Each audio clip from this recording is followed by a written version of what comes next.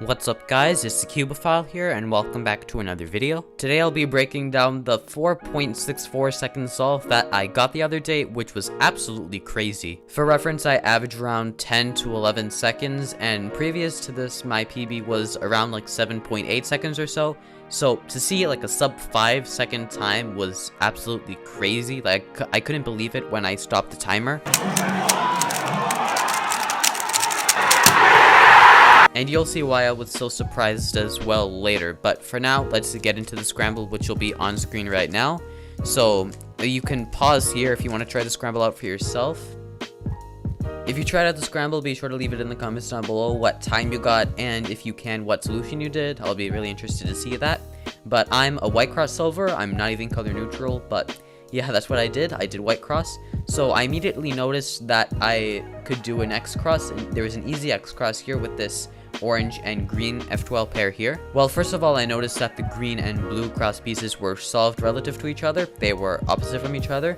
And then with a simple L2 and R prime insert, the orange and red cross pieces would be inserted correctly as well. So that's how I knew that this orange and green corner piece would end up down here, and the green orange edge piece would end up solved right here. So I immediately knew that I was gonna have an X cross in inspection, and I usually don't make X crosses, so I felt pretty big brained planning one in inspection. But I realized I could take it a step further when I noticed that this red and green corner piece will be directly oriented and attached to its red and green cross pieces. And then I noticed that there was this red and green edge here that paired up with this corner. But anyways, that was all I could come up with in inspection. So what I did was that I held the cube white bottom, blue front. I set it down so that when I picked it up, I did F2B. So that solved these two sides. And since I tracked this edge piece in inspection, I just did R prime U R.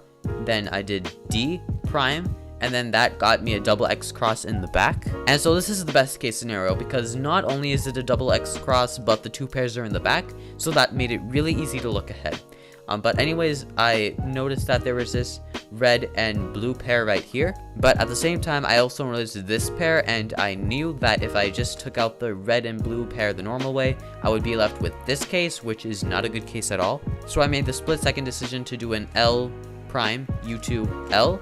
So that way when I inserted the pair like that, I got a 3-move insert for the blue and orange pair. So here I did a rotation, did the 3-move insert, and this is when I did something really confusing. So I know the OLL algorithm for this case, but instead I did the algorithm for this case, which goes like this.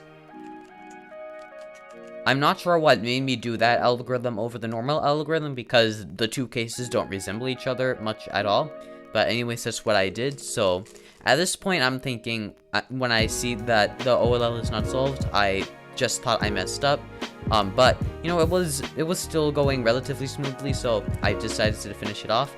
But then when I did a U prime to solve this case, I noticed that there was a bar, a full bar connected here, and blue and green are opposite colors. And from experience, I know that it'll result in a PLL skip, and because blue is opposite green, it'll have a U2 AUF. So that's exactly what I did. I just solved this case and then went straight into doing the U2.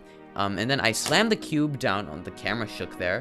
But yeah, I slammed the cube down, and then I looked down at the timer and saw that the time was like 4.64 seconds, and so I was absolutely dumbstruck how that could have happened given I messed up the OLL. So naturally, I redid the scramble to see what would have happened if I had done it the normal way. So I did all the F12 pairs the way I did it before, and when I got to this stage, I did the normal algorithm, which I do like this. And that left me with a U-perm, which I was able to execute fairly efficiently. So I tried my best to not let my actions in the first solve influence my actions in the second solve.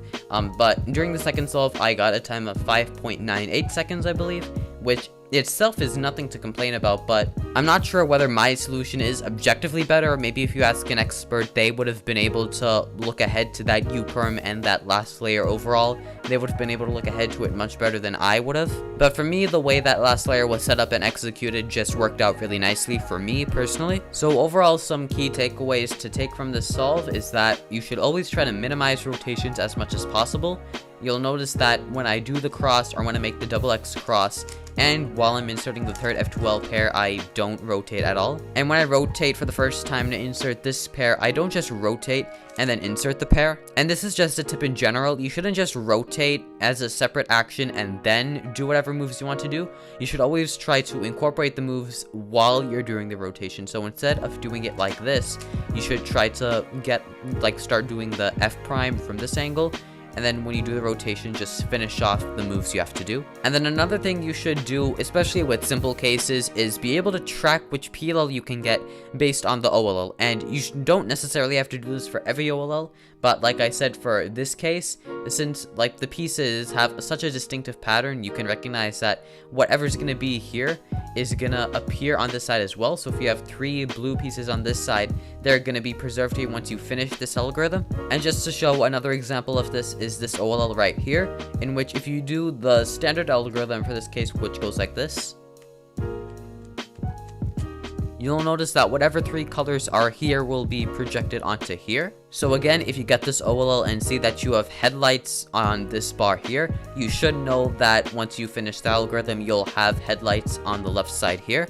And so basically that can help you with two-sided PLL recognition, as once you finish doing this algorithm, you have these 2 sides to look at, but you'll also know that there are headlights on this side here. So even if you don't know offhand what this PL is based on 2-side recognition, you have the extra information that there are headlights here. So that can make your last layer much easier. But yeah, I'm just rambling way too much about this, so hope you enjoyed this video, hope you got something out of it. If you did, be sure to leave a like and subscribe. We're on a road to 100 subs by the end of the year, so if you want to do your part, that'll really help me out a lot. And don't forget to follow me at my Instagram at cubophile_official for video updates. And yeah, until the next video, peace.